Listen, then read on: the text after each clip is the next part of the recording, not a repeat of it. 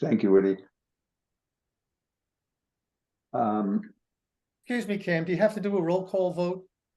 I do, I suppose, yes. So thank you for reminding me of the order of business, Bob. So can I take a roll call of those attending? Peter Smith? Marty Howard? Here. Janet McCormick? Here. Jerry Chen? Here.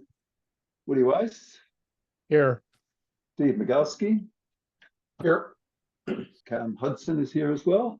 And we're still waiting on Melissa Herman and Sarah Cadena-Kenny. But I've asked for public comments, and as there are no public attending, I guess we can move on to the order of business. The first order of business will be the acceptance of our minutes from the last meeting, which Peter distributed today, he distributed a revised version based on Janet's comments. And I'm wondering, are there any other comments on the minutes, or can we take them to a vote?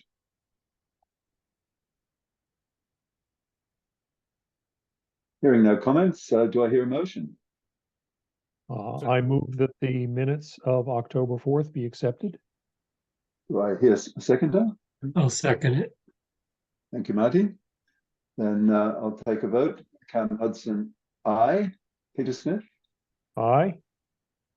Marty Howard? Aye. Janet McCormick? Aye. Jerry Chen? Aye. Woody Weiss? Aye. And Steve Migalski. I'll abstain just because I missed the meeting. Okay. I declare the motion approved and the minutes have been accepted. I should make one point on those minutes. In the other business section, I mentioned that we have the responsibility to appoint a member to the personnel board, and we have got an experienced candidate, but I haven't had a chance to talk with her, and so I will defer that discussion until I've had a chance to talk with the candidate. And if any of you have other suggestions for candidates, including yours, by the way, we'd be only too happy to consider them. So much for the minutes of the meeting. The next item on the agenda is a review of communication strategies. I think we're in a little bit of a no man's land on that at the moment, pending the arrival of the new person in the townhouse who will be responsible for communications. I think Janet, I wonder if you have any comments to make on and anything that you see has taken place in the last couple of weeks, and what you're expecting will happen on that front in the next couple of weeks. So I think I was actually trying to understand the role a little bit better. Initially, when we talked about it, I thought it was just as simple as posting on the Dover Facebook to say, here's a link to Warrant Committee meeting of such and such date, and kind of that was that. I wasn't sure whether it involved more than that. And same thing with a newsletter. I guess it just kind of, here's the meeting that you can watch, and then maybe the top agenda attached to it. Yeah, I think some sort of description of what, particularly when we're going into this budget review round, which departments will be being reviewed, and giving perhaps some foresight into the next week or the next meeting or two, so people can mark their calendars if they so desire to attend. I think that's about really what it will amount to initially. I know Bob has some strong feelings on this. So, Bob, do you have any comments you would like to make on that? No, what I didn't know, Cam, was what I remember we had the conversation with the communications consultant about outreach, and I think he was pushing get information out on the website or any meeting that you can as early as you can, and look for hooks to invite people Right. to sort of stir the pot a little bit. I sort of initiated this thing, but I really haven't played in the muck. So I don't really know how complex or convoluted this process is. I've said to Janet, and I think I've said to you, Ken, the most effective stream we have coming out of that media palette is really Facebook. We have like 1,000 Facebook users, which is considerable given like 12 who come to open hearing. Right. And so I would encourage. I'm not sure, Janet, where Ruth is. Ruth is transitioning, but you might want to take maybe an hour and sit down and sort of get the lay of the land from their point of view. So you have the contact information, not just because the stuff that comes out on the the once a month, the in brief or in depth article, it's too late. You're going to have to go to the social media side. And I honestly don't know. I think Barry's wife does some of the social media side, but I don't know the folks on that side. So Ruth would be the great contact. Carl Valenti also did a lot of work setting some of this stuff up, and Flush is invaluable. So yes, I agree with that wholeheartedly, Bob. I guess the other thing that we want to do is to get our the video sessions posted to the town site on YouTube as well, so that people can review the meetings after the event as well, if they so desire. Yeah, so I would talk to those folks, and you should have a real roster. Mm-hmm. And Janet, please don't assume that the burden of this is to fall on you. Where I'm quite happy to help in any way I can, and Woody has also offered to do the same. So if you can just tell us what you need us to do, we'll join in with glee. So is the objective to have more people show up at the town meeting and vote on the warrant when we actually present that? Is that the ultimate goal, or is the objective to have people get involved more throughout the process, where they show up in our warrant committee meetings and have opinions entered? I mean, I don't think it's necessarily either or, Janet. I think it's probably both and more, just to encourage further engagement of the residents in the town's activities. One element of that is to find people who are prepared to participate in committees and boards and so on. It's often difficult to find people who are able to do that, and I think the more we open up communications to the residents, the more likelihood we're going to get people to say, "Oh, that's something that could interest me." Okay. Okay, I think we can move on. Do we have any liaison updates to go through now?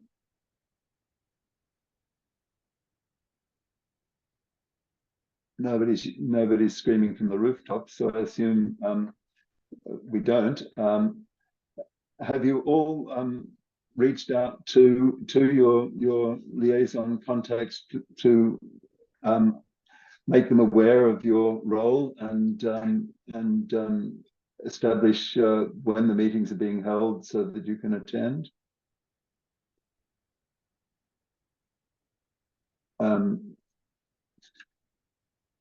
Jerry, Marty, have you guys reached out? I know Steve has, because he's got one of his clients and liaison clients here tonight. Yes, Cam, I attended the planning board meeting on October 16th with Carol Lisbon. But I have not followed up with, I think there's another group that, I think it's the election registration group that I have not contacted.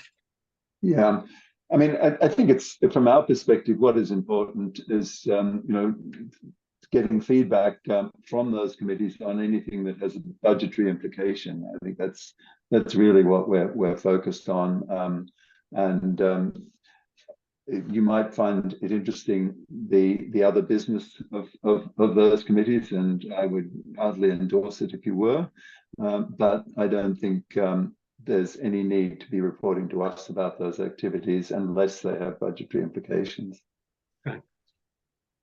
Welcome, Melissa. Hello, my apologies. That's okay. So you've actually timed it extremely well, Melissa. We've been keeping Eurus Augsnitis waiting just for you to arrive so he can make his presentation.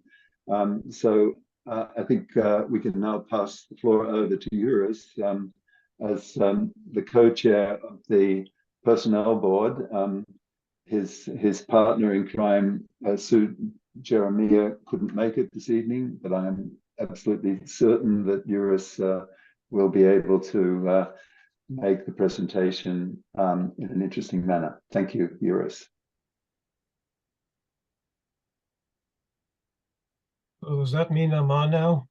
Yes, you are. Okay. Sorry, Okay. I didn't notice that you'd stepped away from your seat until you came back. So that's no problem. But if you would like to start your presentation, that'd be great. Sure. Well, thank you for inviting me. I appreciate being here tonight on behalf of the Personnel Board.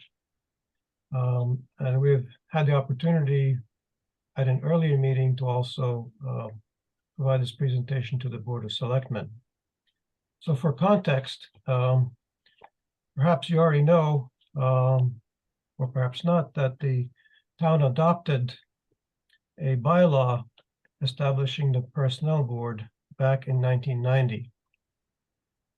And that provide a particular charge to the Personnel Board, which was to ensure a uniform, fair, and efficient compensation system for the town. And this is a responsibility that the board has taken very seriously over the decades that it's been working on the town's behalf. And this includes recent steps you may or may not be aware of. We're following a compensation and classification study. The Board of Selectmen approved a new compensation system with a new classification setup. And two key pieces of this are the 2024 Legacy Wage and Salary Plan, which applies to employees whose compensation potential was better on the prior schedule. And then we also have our fiscal 2024 non-union wage and salary plan for all others. And for most employees, these schedules have been in place now for about 4 months, since July the 1st of this year. Now, going forward, the Personnel Board will seek to gauge whether or not the town is maintaining parity with the market under the new system and its compensation plans. And this may include sampling market data for certain jobs as needed, and will include conducting the next compensation survey in the not so distant future. So having said that, let's turn now to the PowerPoint presentation, which will help explain how the Personnel Board got to its recommendation. I think these goals are fairly self-explanatory. We want both for the employees and the town to benefit from a compensation system and classification system which works well for the town overall and avoids needless turnover. And next one, please. Our employee populations consists of several categories. And excluding teachers, this little chart will tell you that typical populations include non-union management, professional and admin folks. We have 66 positions in that category. And there are non-union fire department, full-time, part-time, and call folks, 46 in that category. And then, of course, we have several bargaining units in the town, the police and the highway. And beyond that, we have a category of statutory employees by contract. The personnel board is responsible for addressing the non-union categories. Are there any questions so far on this? And then we can go forward. When we think of a compensation plan, it has some structure to it. There's a step structure.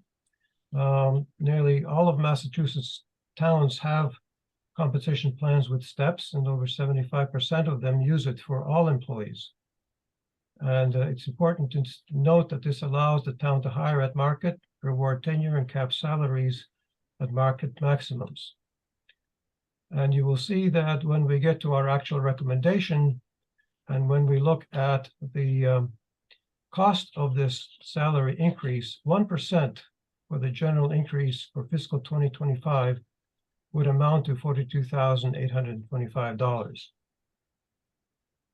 This is a market recommendation which the personnel board develops as part of the process, which eventually leads to a proposed town budget gets voted on at town meeting.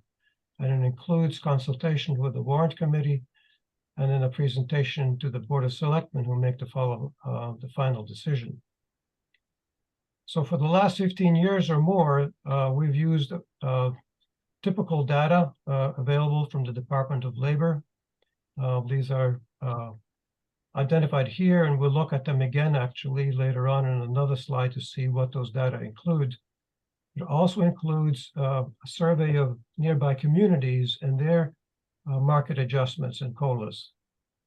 And then, as I've mentioned already, the personnel board typically does surveys every 3 to 5 years to validate Dover's market position. And the most recent set of surveys was done in fiscal 2021, was updated by the town, and that led to the establishment of fiscal 2024 schedules. Is there any question on this slide? Yes, yours. I've got one. Sure. The town, and I don't think we're an exception here, is having lots of challenges in finding staff. It takes a long time to find those people, and we're certainly down in the police category right now rather significantly. I'm wondering how you take into account those sorts of challenges in trying to establish appropriate compensation. Well, when the market surveys are done, there are several methodologies which then use the data from the surveys to establish certain midpoints from which the actual compensation schedules are then developed. And for the purposes of our town in Dover, and you'll see this in another slide, we've over the years sought to target the 50th percentile as a reasonable target for our compensation schedules. And as you will also see from a slide to come up, we've not always been on target. In fact, we've more often than not been below that target. So it's important for us as we get into fiscal 2024 to really track how we're doing with this new classification setup and compensation schedules to see that we stay within close range of the market, because otherwise we will have an increased difficulty in recruiting staff for vacancies. And we know that as we were getting into fiscal 2024, there were some folks who left because they didn't feel that they were adequately compensated. So yes, that will be an ongoing challenge. And that's why we want to track the current system with the market as well as we can to see how close we are, because we do not want to get back into a situation where we are fall significantly behind. Did that Thank you. answer your question? Yes, thank you, Eurus. Does anybody else have any questions? Yours, could I ask, what we're talking about here is simply salary compensation? That's correct, yeah. So what about non-salary policies and compensation in terms of the market? Does the personnel board get involved in assessing those aspects of compensation, which could have a significant impact on on how attractive Dover is as a place to work? Right. Historically, I don't believe the personnel board has had a lot of involvement in that part of the total compensation package. And that definitely falls on management. It has, at least to date, to my understanding. That's not to say that we wouldn't be interested in discussing it, but we've focused on the basic hourly and salary compensation levels that the town implements. Thank you. Any other questions? Or should we? The 50th percentile target of the town, is that a personnel board policy? Is it a board of selectmen selected that? How did we end up with 50th percentile? And I ask in light of kind of what Cam was getting at. It seems like we've had retention problems, and so I guess the question is, and I think the data will show in subsequent slides that maybe we don't pay 50th percentile, notwithstanding our attempt to. But I guess who came up with the 50th percent? I know it sounds pretty obvious. 50th percentile seems pretty typical, but is that an official policy or just kind of broad guidance? To my knowledge, that was a policy adopted probably a couple of decades ago, a target that was desirable to aim toward. I do not see any regulatory or statutory mandate for it. Yeah, you've sort of got to manage between, a desire not to avoid increasing our costs significantly, and at the same time making the town an attractive employer. So I think that's the biggest challenge that we have, right? And I think there have been discussions from time to time whether or not the 50th percentile is a strong enough goal to reach for. Yeah, especially in this environment. But right. As you pointed out, Cam, often the folks who have a more conservative view of what it means to invest in your employment population would think that that's sufficient and that that's where we should stay. And so overall, I think it's sort of situated there policy-wise, either directly or informally now for some time. I think the personnel board would be happy to revisit that target. Mm-hmm. It's clearly something that perhaps should be discussed with the new personnel manager that's just been recently had, to try and get a sense of to what degree salary is a driver of the challenges of hiring people, and to what degree other factors might be those that are influencing it. Right. And I should add that the target is one way of looking at it. Another way of looking at it is to see how closely our compensation schedule matches what we find in compensation studies. Yep. And I think the town has done its best to get to market through a variety of mechanisms, including the changes to the schedule as a result of the last study. But now we've launched it, and now we need to see how it goes. And the personnel board does have the responsibility to do sampling and/or additional surveys as needed. Thank you. Janet, you raised your hand. Did you have a question? Yes. So when we say we have retention problems, so is there like exit interviews done to understand why people leave? Because on the other hand, I'm thinking that the 50 percentile perhaps it's because Dover is relatively small compared to other towns. So it's not, the salary is not necessarily normalized, and whether smaller town doesn't, I know it doesn't necessarily mean it's easier job, but I'm just curious as to what the real cost for people to leave the job and also not want to take the job before we just change the kind of fiscal policy on that.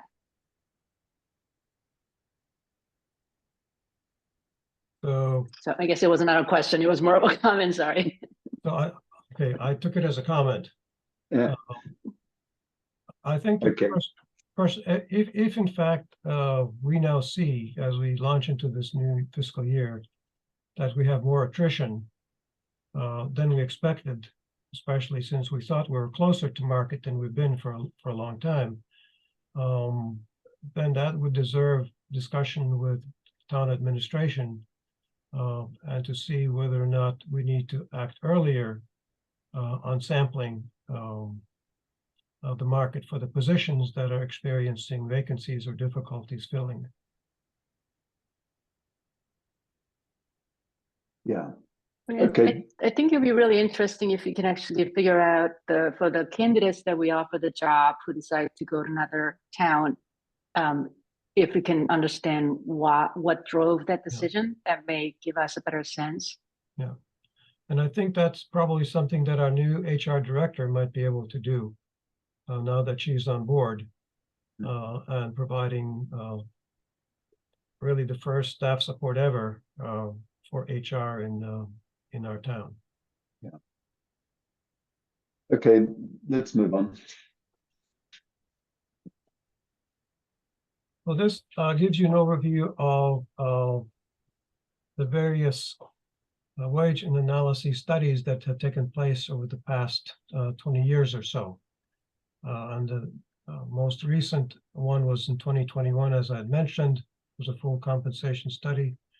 And as a result, a new classification plan was implemented in fiscal 24. Fiscal 24. Okay, can we go on to the next one then?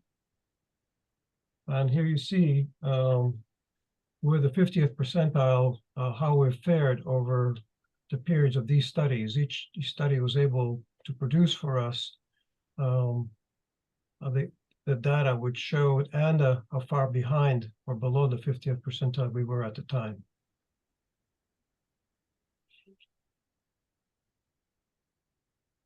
Do you anticipate where we are right now, Juris, or is that I'm hopeful that we're pretty much on the market right now. But as you know, things change all the time, especially in certain subsets of the market.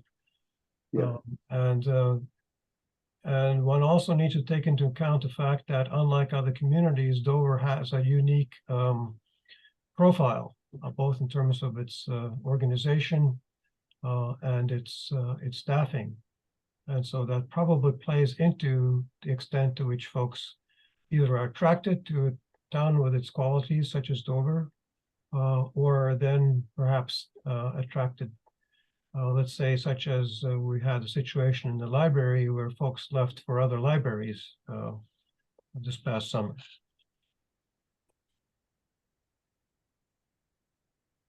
That's a historical overview. Go ahead. Yes. Go ahead.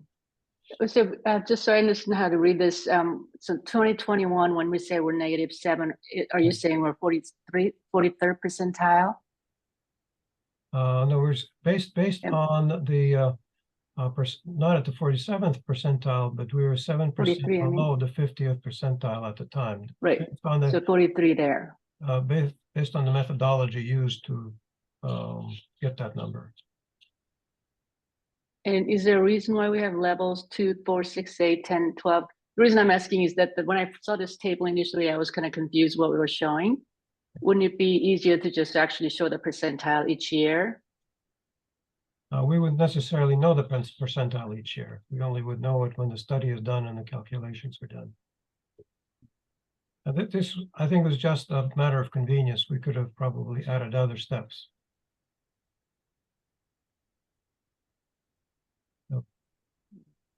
So maybe just a quick question, if we were below, the last time we did a survey, we were below the 50th percentile.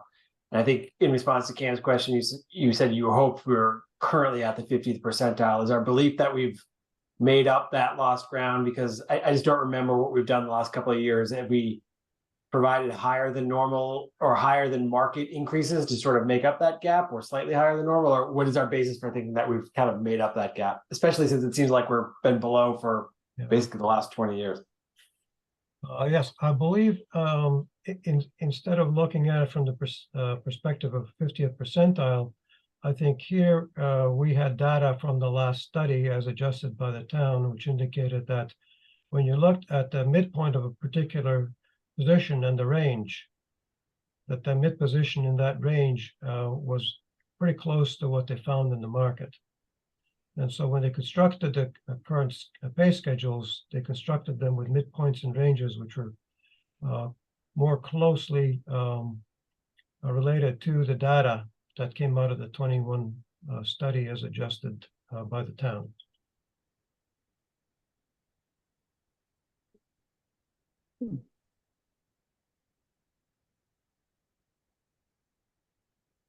Okay, so far then?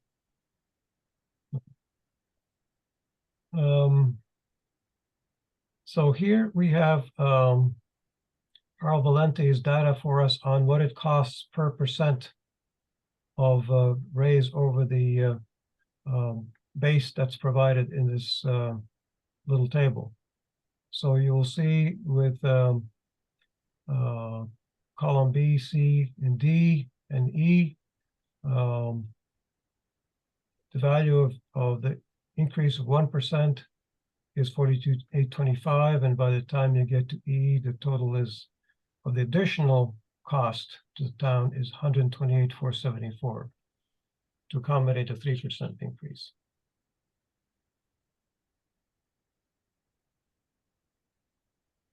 Which is pretty minuscule compared to the overall budget of the town. Right? Yes, in fact, we touched on that in the other presentation. And since we have great math minds on the warrant committee, what would be your best guess as to what that $128,000 represents of a $40 million or $50 million budget? Certainly, it's a fraction of 1%. It's for a $50 million budget. It's a fraction. It's actually 0.0026 of that a $50 million budget. Yeah. So for from the perspective of the overall budget, it's a highly reasonable investment in the non-union employment population in order to serve the town's needs in the various capacities and positions that we have. Eurus, to what degree do you to compare the compensation increases between the union members and the non-union members? Is there's some sort of connection that you follow there? Well, the next slide should show us that. Okay. So this is data that was received by our HR director, Robin Ticino. She, as part of our annual process, contacts nearby communities within our general area. There's probably a dozen of them or so. And she actually has contacts with many more communities because she's part of the HR Director Association.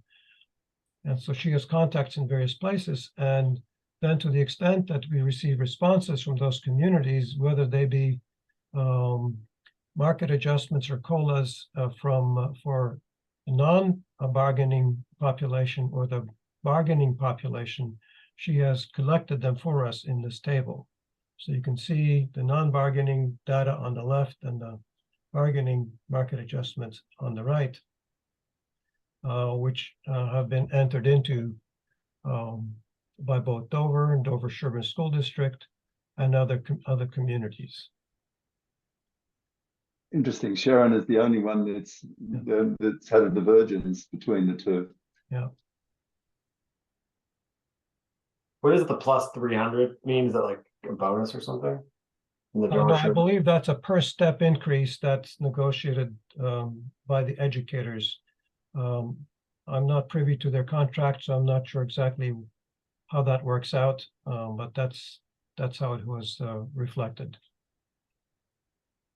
You're saying, I know the personnel board is not responsible for the school system, but do you know what the target is for the school system in terms of what the median market target is? I do not at this time, because the school, the educators' information has by and large not been accessible to us over the years. However, now that we have a combined position, HR position, with the same staff serving us as serving the district, I believe that information should become more readily accessible to us. We might be able to bring that forward next time around.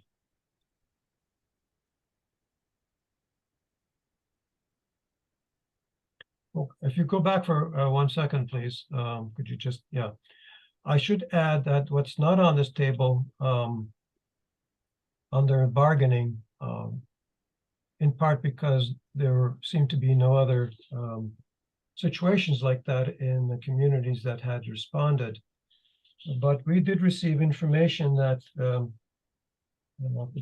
3 other bargaining components in the district.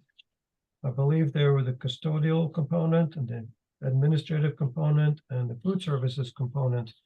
All were looking at 3% increases. So that's a footnote for supplemental information to the discussion. Now may we move forward to the next one?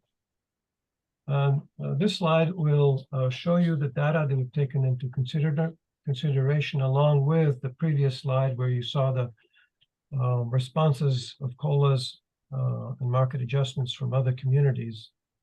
And we looked at the employment cost index. That's the very top category.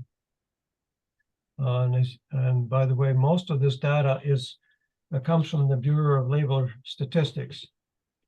And so you can see the employment cost index values on the right top. And then in the middle, you can see the calendar year 24 recently announced Social Security increase of 3.2%. And then the CPI Urban Boston Index for the past 12 months through July 23 was a 2.81, which was considerably different from the super high value that we saw a year ago. I think it was above 7%. And then you have the federal employment increases of 4.7%. And so taking all of that into consideration along with what you saw from the nearby communities, the personal board recommends a 3% increase for fiscal 2025. And that number would cost the town $128,000 and change, and would be a minuscule part of the overall budget. Yeah, it's interesting that your recommendation of a 3% increase when we look at the employment cost data up above, they're all over 4% and going towards 5%. Does that mean that we run the risk of then falling behind on that 50th percentile again? Well, the employment cost index is the cost to employment cost to a particular hiring entity. So it's a bit of a different number. Yeah. We were more conservatively oriented, I suspect, by taking our cues from the nearby communities and the increases that were already present in our community, and did not want to cause disparities between some of those and our own employee population.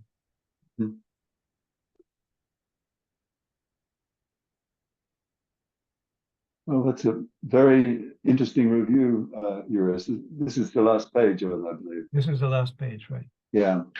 Well, thank you so much. Do we have any other questions that we would like to address to Eurus?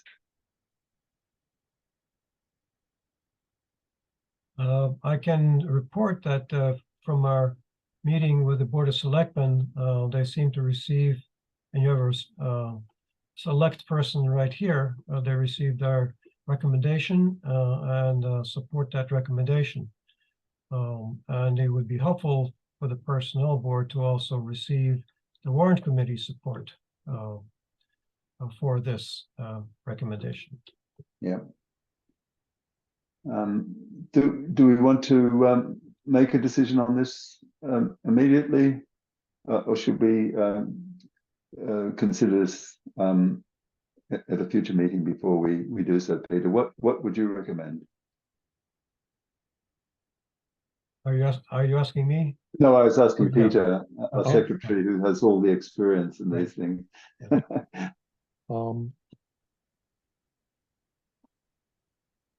Poll the members. Yeah, I mean, Do we want to vote on this, or are there any who would like to ponder and or discuss in private? yeah. What's the consensus? Steve, Marty, Janet, Jerry? I'm happy to vote now.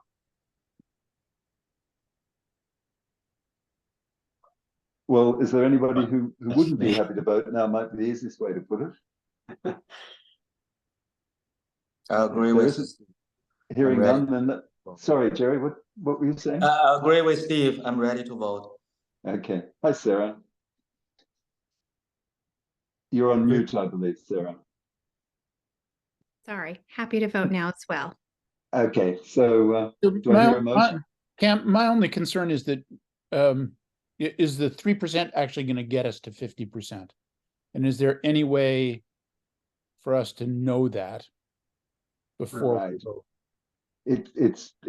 I think Eurus would say it's almost impossible for us to know that, but I don't want to take the words out of your mouth, Eurus. So. Yeah. No, I think short of another survey or sampling, it would be hard for us to know that. Yeah. Yeah, I mean, the increase is not going to be an enormous burden on the town, I'm sure. The only question is what impact it might have in enabling hiring of people. But I think we need to rely on the good judgment of the personnel board. So do I hear a motion to support the recommendation? I move that the Warrant Committee endorse the Personnel Board's recommendation of a 3% increase for the non-bargaining units. Do I hear a second? Second. Thank you. Was that Marty? That was Steve. Oh, Steve, sorry. Sorry. So Steve seconds. So I'll put it to a vote. Cam Hudson, aye. Peter Smith? Aye. Marty Howard? Aye. Janet McCormick? Aye. Jerry Chen? Aye. Woody Weiss? Aye. Sarah Cadenia Kenny? Aye. Melissa Herman? Aye. And Steve Migalski. So unanimously approved. Thank you for your presentation, Eurus. I really appreciate that. And I guess we can move on to the next order of business. Well, thank you for your time. The Personnel Board will have its next meeting on Friday, and we'll be able to share the news. And we look forward to consulting with and collaborating with the Warrant community going forward. And to the extent that you wish to attend our meetings, you're welcome to. I think we have at least 2 liaisons or who may wish to liaise with us. And we thank them for that. And so we look forward to working together. Thank you. Thank you so much. And you, of course, are welcome to stay, Eurus, but there's no need for you to do so if you want to move on. Yeah. Thank you. I'll go on and do some painting work. How good. Have a good evening. Same to you. Thank you. So the next item on the agenda was the review of budget guidance. I don't think we've got much to review right now, other than I should note that Carl Valente informed me yesterday that the guidance has been distributed to all boards and departments. The other issue that is relevant to this is a point that Bob has raised in terms of trying to get a handle on what are the main drivers of budget increases for the town, and to get a sense of how we might get a better understanding of that. And I think the meeting of the most recent meeting of the Board of Selectmen, there was an interesting discussion of that very point, and Robin phrased it as an analog to the review we did of the reserve funds and free cash a couple of years back, and that we thought she proposed that as a model for us to really consider those drivers. I personally am very much in favor of that sort of approach, but I wanted to get the feel of the board, of the other committee members on that. So I would like to know your thoughts on how we might approach it.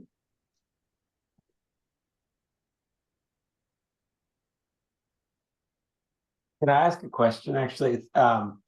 So currently we send out the letter every year, and I think we've asked for level service in the letter. Is the goal of this new working group or whatever it might be to determine if in the future that letter says something different, meaning please come in below that, or is that what we're trying to accomplish, or maybe what is what would be the spit out of this committee? What are we trying to accomplish, I guess, other than the general sense of trying to figure out why the costs are going up more than inflation? Yeah, if we understood the drivers of it, we might come up with different recommendations, but I don't think there's a goal to produce a different recommendation. Though I think Bob would prefer to disagree with that notion. But in general, I think we have to decide on an annual basis what we would are recommending to the towns as they formulate their budgets. So I don't see that as impacting directly on the guidance that we would provide.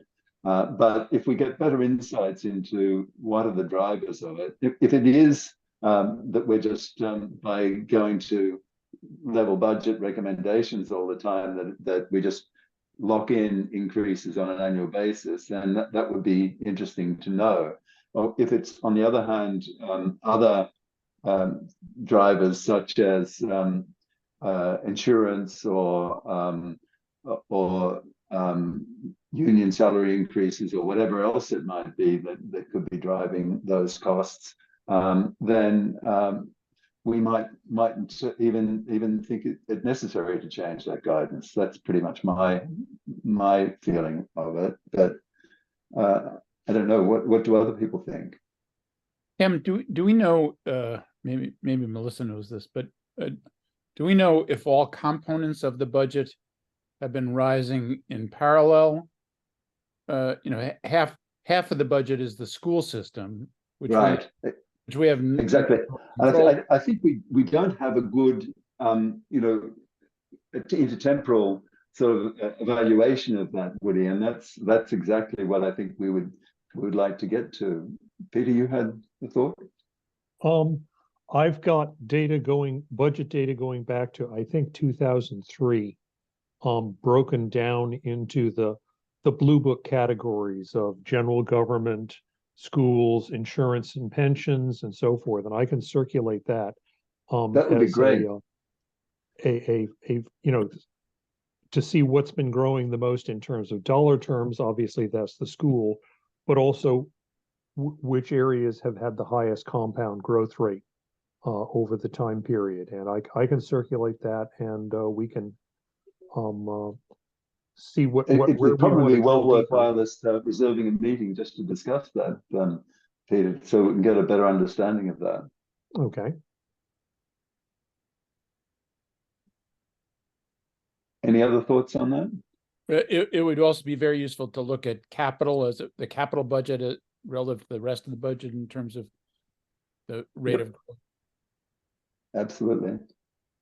And I think that was the seed of your suggestion of a working group to consider these, to look at these things, wasn't it, Bob? This is something that I've talked to Peter about for a bit of time. So I have 5 years in as Board of Selectmen now, and I am very concerned. I was very concerned with the level of underinvestment in the town. We did nothing. So I'm trying to figure out why, so we had no technology. We were underinvested in people. We had processes that had not been looked at in 30 years. And I didn't know, so I used to call it stagnate. We were stagnant, and I didn't know why we were stagnant. And there's been a lot of discussion about, is it, well, if you say level service, you're going to be stagnant, except the costs are going to go up because you keep giving people raises. And I wanted to understand what the long-term impact was that, and were there things that we should be considering doing in order to ameliorate that, because what's happened in reality is we have to play catch up, right? So we've spent a fair amount of money over the last 4 or 5 years on infrastructure, on technology, and we were investing in people now in order to be able to do the work that volunteers were quite capable of doing in the past, but we're having a hell of a hard time finding people with the skills and the time to do that. So there's a transition that's going, and it's not just Dover, right? I've talked to other people. So there's a transition going on, and the question becomes, how do we react? Do we have to react? What's the driver? What are our options? And it really is nothing more or less than that, Cam. Right. I'm not so convinced that that all ills are due to level service budgeting, to be honest, and that's why I think we need to get a much better handle on what are the drivers, what really are the drivers of those increases, and where those increases perhaps are not. Not uniform, but if we've been over-investing in some things and under-investing in others, then that's the sort of thing we should be looking at. We didn't actually, the guidance letter this year wasn't recommending level service. It was really asking people to justify anything above a level service. That I think is a fairly important point. But I'm not defending the notion of a level service recommendation. I think we really need to look at it and understand better what the implications of that are over time, as of the other elements of the budget. Yes, it's been batted around a bit. There's been a lot of speculation about, what is impacting, including special education, and what we do with that. So it would be nice to get closer to a real answer. Yeah, exactly. So Bob,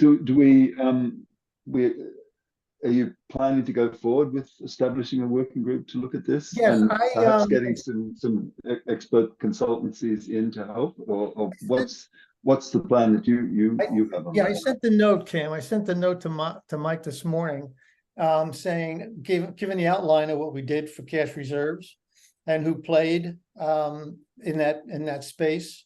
And so I asked him to, sort of think about that and let's figure out together with you guys who we should have on that committee and how it should be structured.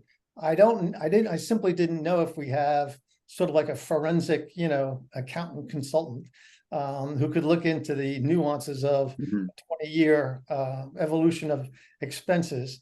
And so It might be Peter. I just threw that in. Yeah. See, so I'm expecting something to come from my camp. Okay, fair enough. Thank you. So anyway, that's clearly something we will be looking at going forward. Thank you, Peter, for offering to provide some sort of analysis of the data that you have. So let's move on to the next order of business, which is other business. Is there any other business that we need to consider? Okay. I gotta go. Thank you, guys. Okay. Bye Good now. evening. Is there any other business? Janet. Just a quick question on, so in the previous years where we would have public join us as well as people come and present, and then we'll have an open discussion there, and then we'll have a kind of warrant committee only discussion afterwards. Now that with the recording and being posted all the time, do we still have that distinction, or is it just open all the way? No, I think we can. I mean, I think we can do both. These meetings have always been public, so there's nothing stopping people from coming and attending the meetings. So I don't see any fundamental change of direction there, Janet. I don't know what other people think. Can I just say one more thing on back to that committee, or not the committee, the working group? I'm fine with doing it. The only other thing I would suggest is, if we're doing it, it's one thing to understand the drivers, which makes sense, but also it seems like departments that have come in high over budget, I think of the highway committee last year that some people were not happy about, but if anyone ever places a hold at town meeting, it kind of gets voted through anyway. And so I guess one of the questions is the budget going up because people are asking for more? And so that, like, it's good thought. Going by looking through the financial statements, but it's a question that I think should be considered, as opposed to just saying, oh, it's going up for too much, we're going to cut here. Maybe people don't want to cut, because it seems like when things have gone up, people have generally just approved it through. It's just, maybe you should keep that in mind, I guess. Yeah, no, I think that's a very, very good point, Steve. Any other comments from anybody? I'm feeling very bad that Melissa is still on this meeting. She's in Europe now, so it must be about 1 or 2 o'clock in the morning. So I feel embarrassed that you're still attending, Melissa. So thank you very much for your patience and your commitment. Okay. Then the last item on the agenda is, do I hear a motion to adjourn? I move so. Thank you, Peter. And Wood is seconded, so I'll put it to the vote. Is it just a general show of hands? I think that's probably the easiest.